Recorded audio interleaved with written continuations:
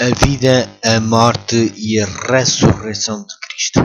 Na vida de Cristo, de perfeita obediência à vontade de Deus e em seu sofrimento, morte e ressurreição, Deus proveu o único meio de expiação do pecado humano, de modo que os que aceitam esta expiação pela fé possam ter vida eterna e toda a criação compreenda melhor o infinito e santo amor do Criador.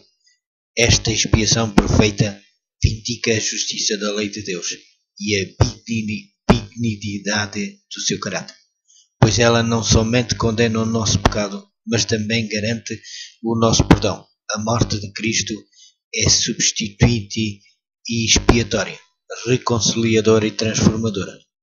A ressurreição de Cristo proclama a vitória de Deus sobre as forças do mal e assegura a vitória final sobre o pecado e a morte.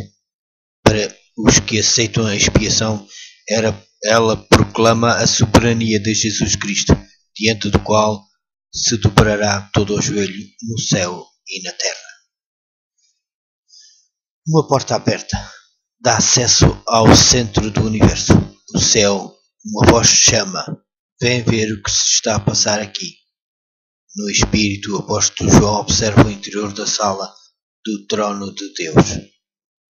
Um deslumbrante arco-íris de esmeralda circunda o trono central, de onde saem relâmpagos, trovões e vozes. Sentados sobre tronos menores estão dignatários ataviados com vestes brancas e coroas de ouro. Quando se ouve o som de uma doxologia, os anciãos prostram-se em adoração, lançando as suas coroas diante do grande trono. Um anjo portador de um rolo selado com 7 selos exclama: quem é digno de abrir o livro e de desatar os seus selos? Apocalipse capítulo 5, versículo 2. Desanimado, João vê que ninguém no céu ou na terra é digno de abrir aquele rolo.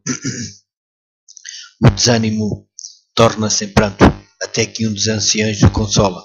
Não chores, eis aqui o leão da tribo de Judá, a raiz de David, que venceu para abrir o livro e desatar os seus 7 selos. Apocalipse capítulo 5, versículo 5. Olhando de novo para o majestoso trono, João vê um cordeiro que tinha sido morto, mas está vivo e revestido do poder do Espírito. Quando este humilde cordeiro pega no rolo, as criaturas viventes e os anciãos começam a cantar um novo hino. Tu és digno de receber o livro e de quebrar os selos, porque foste morto e com a tua morte conquistaste para Deus gente de todas as tribos e de todas as línguas e de todos os povos e de todas as nações. Fizeste deles reis e sacerdotes para servir ao nosso Deus, e eles hão de reinar sobre toda a terra. Apocalipse capítulo 5, versículo 9 e 10. Todos os seres criados no céu e na terra se unem neste cântico ao que está sentado sobre o trono, e ao Cordeiro sejam dadas ações de graças e honra e glória e poder para todo o sempre. Apocalipse capítulo 5, versículo 13. Que haverá de tão importante neste rolo? Ele registra a libertação da raça humana da escravidão de Satanás e descreve a vitória final de Deus sobre o pecado. Revela uma salvação tão perfeita que os cativos do pecado podem sair do cárcere da condenação por simples decisão pessoal. Muito antes de ter nascido em Belém, o Cordeiro anunciara: eis aqui venho, no rolo do livro está escrito de mim: deleito-me em fazer a tua vontade, ó Deus meu. Sim, a tua lei está dentro do meu coração. Salmos 40, capítulo 40, versículo 7 e 8. Hebreus capítulo 10, versículo 7. Foi a vinda do Cordeiro morto desde a fundação do mundo que efetuou a redenção da humanidade. Apocalipse capítulo 13, versículo 8. A graça de Deus que salva. As Escrituras revelam um Deus que tem um imenso interesse na salvação da humanidade. Os membros da divindade são aliados no trabalho de reconduzir as pessoas à união com o Criador. Jesus salientou o amor de Deus que salva, dizendo: porque Deus amou o mundo de tal maneira que deu seu Filho unigênito, para que todo aquele que nele crer não pereça, mas tenha vida eterna. João capítulo 3, versículo 16. As Escrituras declaram que Deus é amor. 1 João capítulo 4, versículo 8. Ele vem em auxílio da humanidade, com amor eterno. Jeremias capítulo 31, versículo 3. O Deus que nos estende o convite para a salvação é todo-poderoso, mas o seu amor precisa de deixar que cada pessoa faça livremente a sua escolha. Apocalipse capítulo 3, versículo 20 e 21. A correção é um método contrário ao seu caráter e não pode ter lugar na sua estratégia. A iniciativa divina. Quando Adão e Eva pecaram, Deus tomou a iniciativa de os procurar. O casal culpado, ouvindo a voz do Criador, não correu alegremente ao seu encontro, como antes costumava fazer. Em vez disso, esconderam-se. Mas Deus não os abandonou. Chamou com toda a persistência. Por Adão, onde estás? Com profunda tristeza descreveu-lhes Deus as consequências da desobediência, a dor, as dificuldades que haveriam de enfrentar.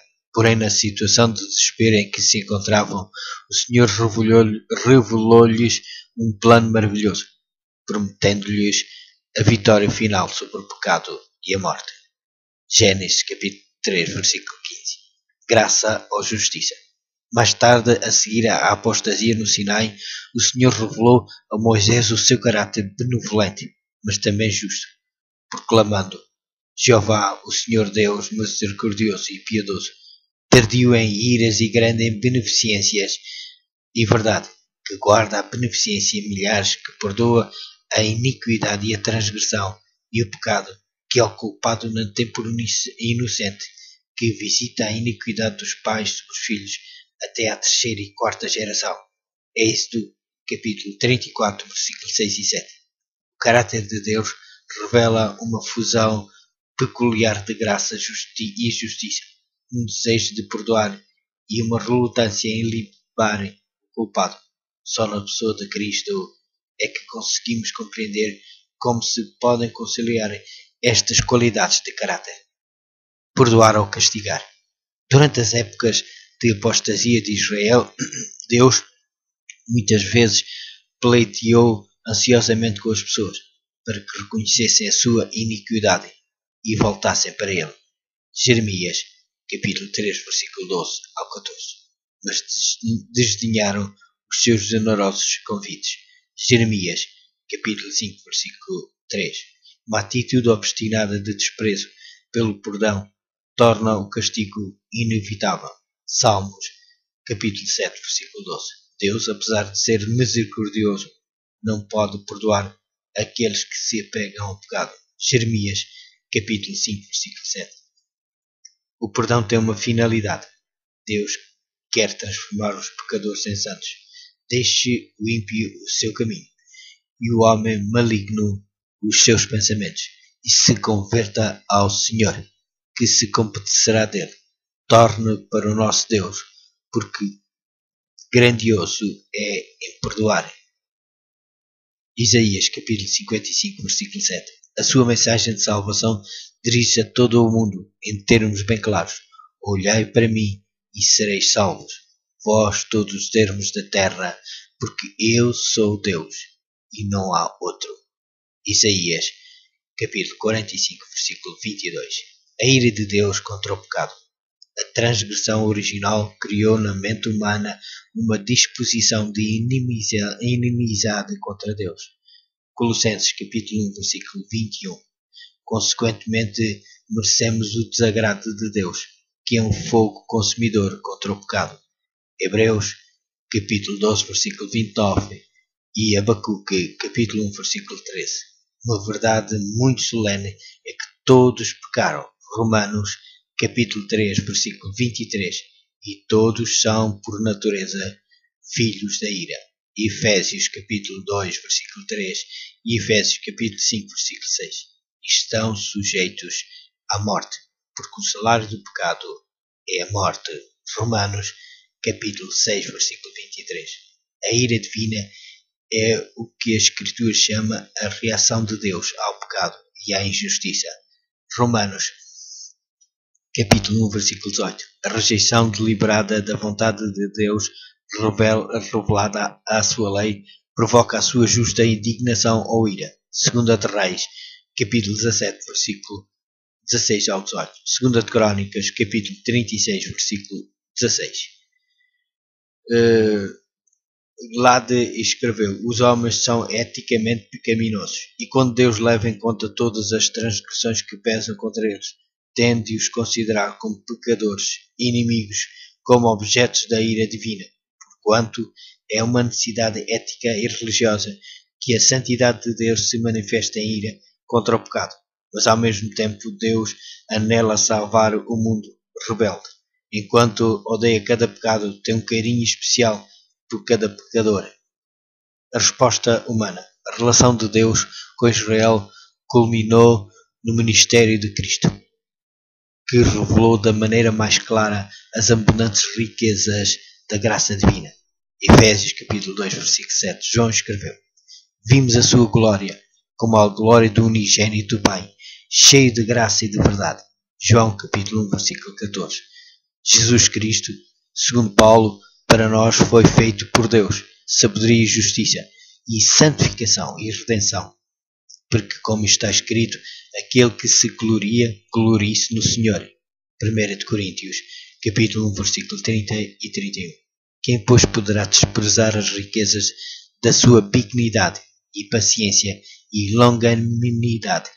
Não admira que Paulo afirme que é a benignidade de Deus que leva ao arrependimento. Romanos capítulo 2, versículo 4. A própria resposta à oferta divina da salvação não tem origem nos seres humanos, mas em Deus.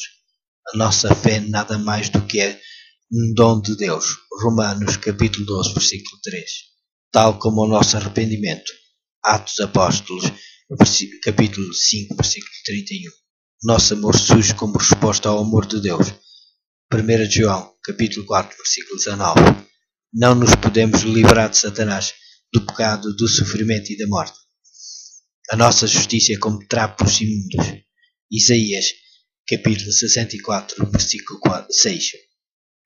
Mas Deus, que é riquíssimo em misericórdia pelo seu muito amor com que nos amou, estando nós ainda mortos em nossas ofensas, nos vivificou juntamente com Cristo, porque pela graça sois salvos, por meio da fé. Isto não vem de vós, é dom de Deus, não vem das obras, para que ninguém se glorie.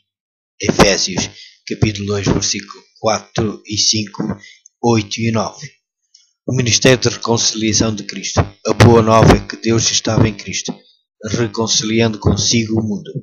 2 Coríntios, capítulo 5, versículo 19. A sua reconciliação restabelece